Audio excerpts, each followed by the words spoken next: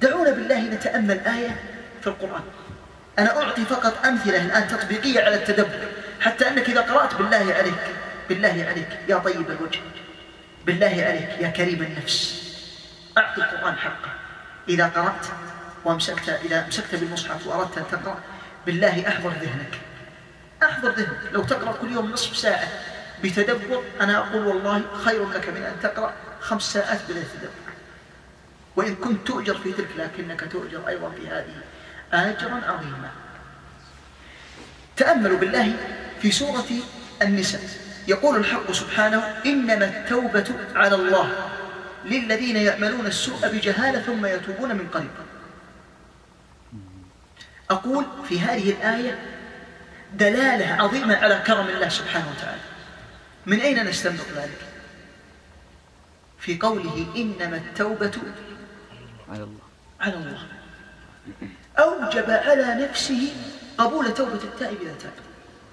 ليس عليك إلا أن تبادر وتتوب فقط، كلما وقعت في معصية فقط المطلوب توبة صادقة يتوب الله عليك، أوجب على نفسه أن يتوب عليك.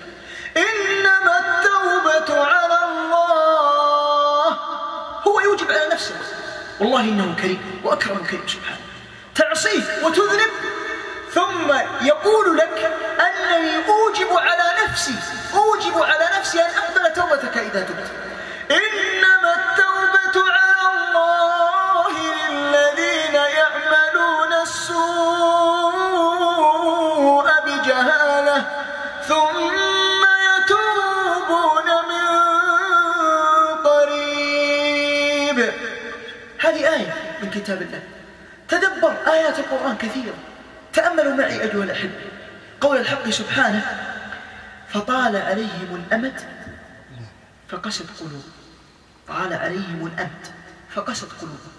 تدبر هذه الآية لتعلم أنك كلما طال عليك الأمد وبعد بك العهد عن معين الوحي وسلسبيل الإيمان فإنك ستعيش قسوة في قلبك ومرضا في نفسك. كلما كنت بعيد عن القرآن، كلما اقتربت من القرآن غمرتك البركات. اي والله، بركات الأرزاق وبركات الأعمار وبركات الأوقات. تأملوا أيها الأحبة، يقول بعض السلف: اشتغلنا بالقرآن فغمرتنا البركات. كثير من السلف تمنى في آخر عمره أن لو لم يشغل نفسه بشيء غير القرآن